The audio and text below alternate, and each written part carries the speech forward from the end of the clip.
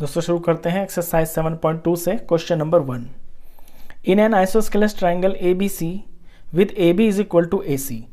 एक isosceles triangle है ए B सी, उसके अंदर ए बी और ए सी साइड्स आपकी बराबर हैं। The bisectors of angle B and angle C intersect each other at O. और एंगल बी का बाइसेक्टर और एंगल सी का बाइसेक्टर ये आपस में ओ पर टच हो रहे हैं, यहाँ पे मिल रहे हैं ये। जॉइन ए टू ओ, फिर उसके बाद ए को ओ से आप ज्वाइन कर देना। तो फिगर आपको बुक में नहीं दी हुई है, लैंग्वेज के हिसाब से आपको ये फिगर खुद बनानी है।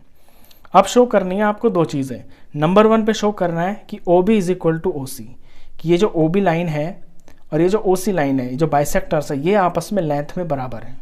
नंबर 2 पे शो करना है ए ओ बाइसेक्ट्स एंगल ए, कि ये जो ए ओ है ये एंगल ए को बाइसेक्ट कर रहा है, यानी ए ओ एंगल ए का बाइसेक्टर है। तो सबसे पहले हमें यह प्रूफ करना है कि बी ओ सी के बराबर है, और सवाल की शुरुआत करेंगे गिवन से। तो सॉल्यूशन में लेंगे इन ट्राइंगल ए बी सी के अंदर आपको ए बी और ए सी आपस में बराबर दिए हुए हैं। देखिए ए बी और ए सी बराबर है तो इनके सामने के एंगल भी बराबर होंगे। पूरे ट्राइंगल में देखें आप, इसे अलग से अगर ट्राइंगल में बना देता हूँ तो ये ए बी और सी हैं, ये साइड और ये साइड बराबर है। तो जब किसी ट्राइंगल के अंदर आपकी दो साइडें बराबर होती हैं तो उनके जो अपोजिट एंगल्स होते हैं ना, वो भी आपके बराबर होते हैं। तो एंगल बी और एंगल सी आपस में बराबर होंगे।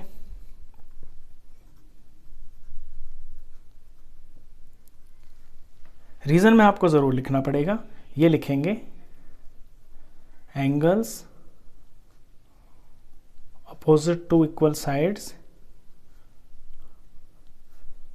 Are equal.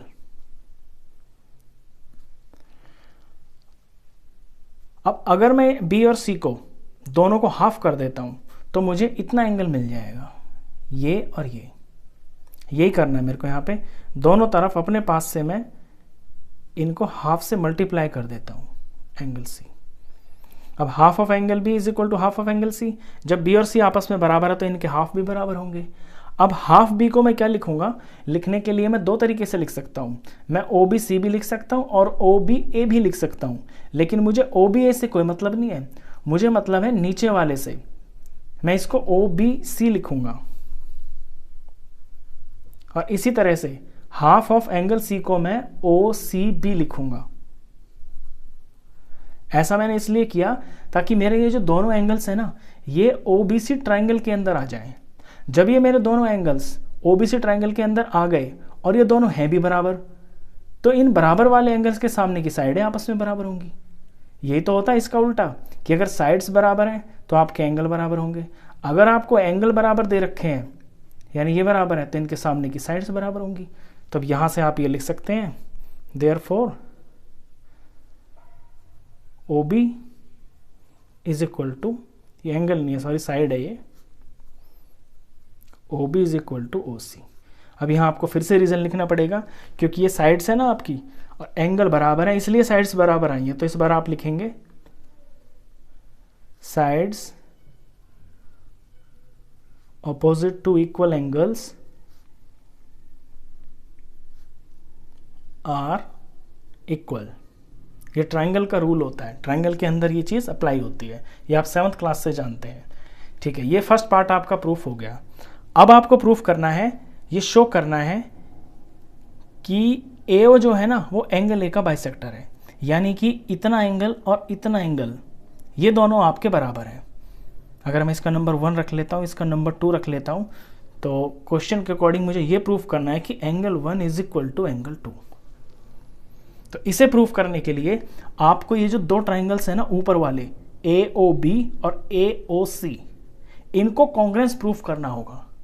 अगर ये कॉन्ग्रेंस प्रूफ हो जाते हैं तो फिर अपनी CPCT से कॉरस्पॉन्डिंग पार्ट्स जो हैं आपके कॉन्ग्रेंस ट्राइंगल्स के, वो बराबर हो जाएंगे। तो एंगल 1 और 2 आपका बराबर हो जाएगा। तो सिंपली इसमें अब ये करना है कि ए ओ बी और ए ओ सी को लेकर इन्हें कॉन्ग्रेंस प्रूफ करना है। तो चलिए इन्हें ले लेते हैं। ये सेकंड के लिए है, in triangle A O B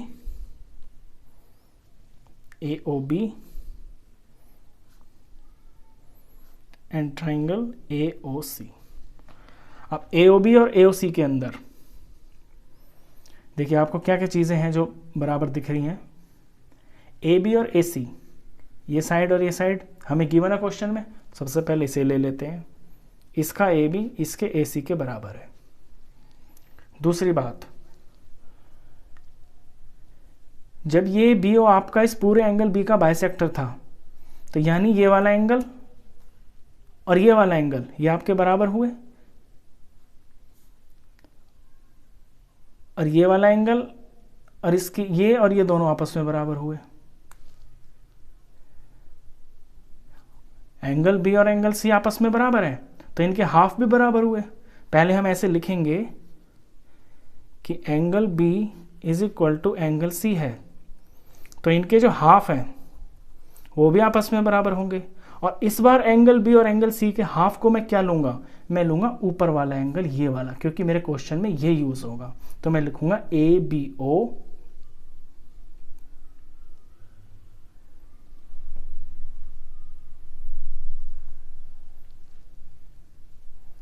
ये इसको नहीं लेते हैं, ये आपका साइड, ये एंगल और ये साइड, ठीक है, इससे बात बन जाएगी क्योंकि ये साइड तो दे रखी है और ये एंगल आपस में बराबर हैं ही, और B और OC को हम अपने ऊपर प्रूफ कर चुके हैं, तो इसी को ले लेते हैं। एंगल लेंगे हम ABO, तो हाफ ऑफ एंगल B को लिख सकते हैं एंगल ABO, और इधर हाफ ऑफ एंगल C को लिखेंगे हम ACO।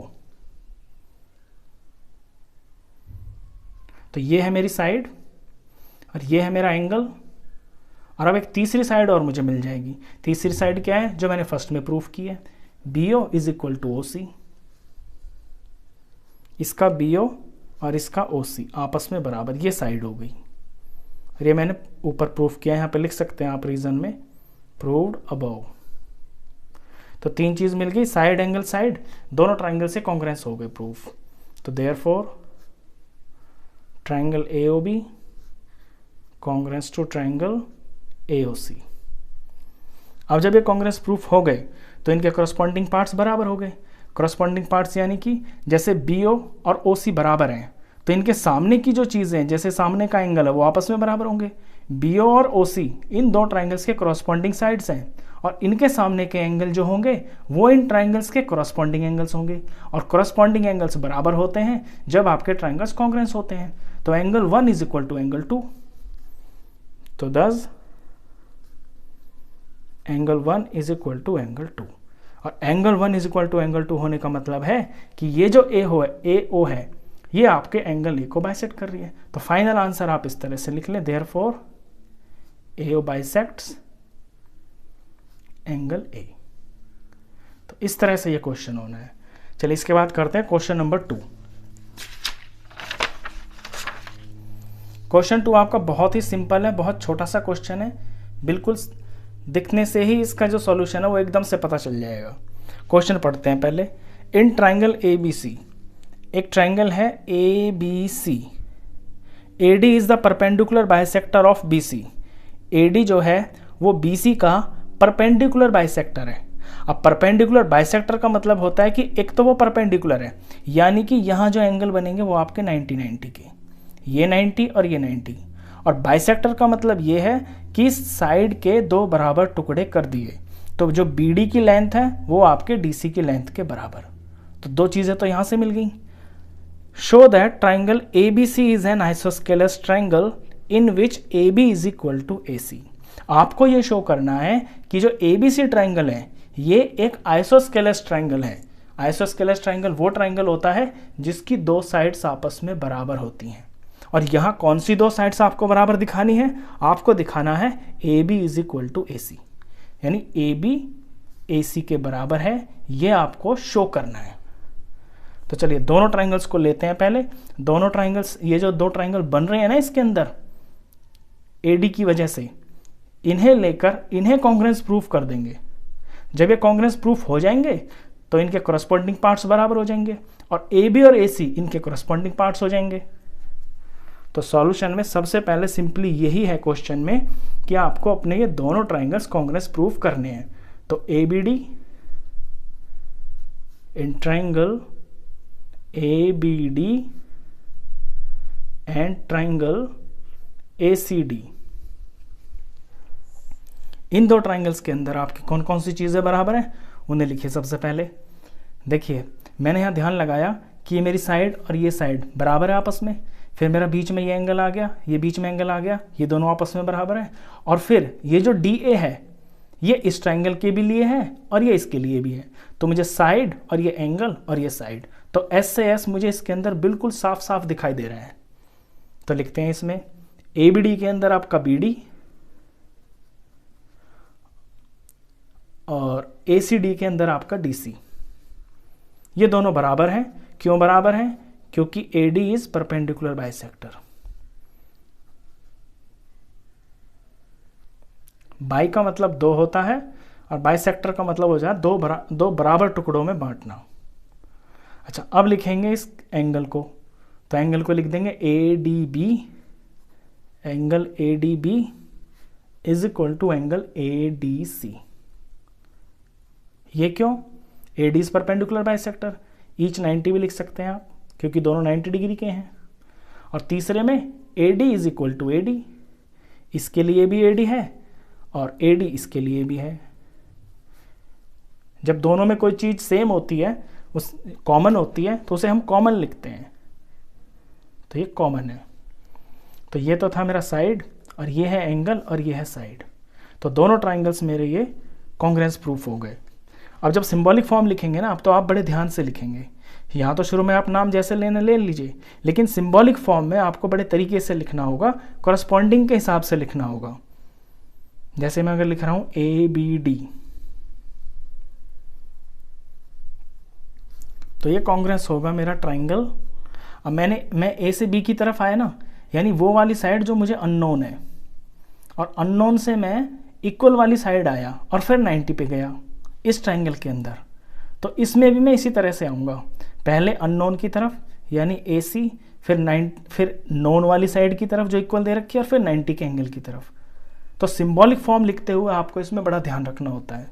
तो triangle ACD, rule side angle side, क्योंकि सिंबॉलिक फॉर्म से ना बिना फिगर को देखे आप सिर्फ सिंबॉलिक फॉर्म से ही यह बता सकते हैं कि इन दो ट्राइंगल्स के अंदर कौन कौन से एंगल आपके बराबर होंगे और कौन कौन सी साइड्स आपकी बराबर होंगी, यानी कॉरस्पॉन्डिंग साइड्स जो होती हैं।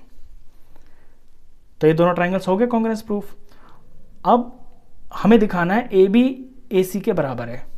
अब AB देखिए, ये 90 के सामने ही तो AB है, और यहाँ ये 90 के सामने AB है, और 90 और 90 इन दोनों ट्राइंगल्स के कॉरस्पॉन्डिंग एंगल्स थे, तो इनके सामने की जो साइड्स हैं वो भी आपकी कॉरस्पॉन्डिंग होंगी। तो देयरफॉर इसका AB इसके AC के बराबर। रीजन लिखेंगे corresponding parts of congruent triangles, short form में लिखते हैं CPCT। तो ये तो हो गया, शो हो गया, इतना ही क्वेश्चन था ये।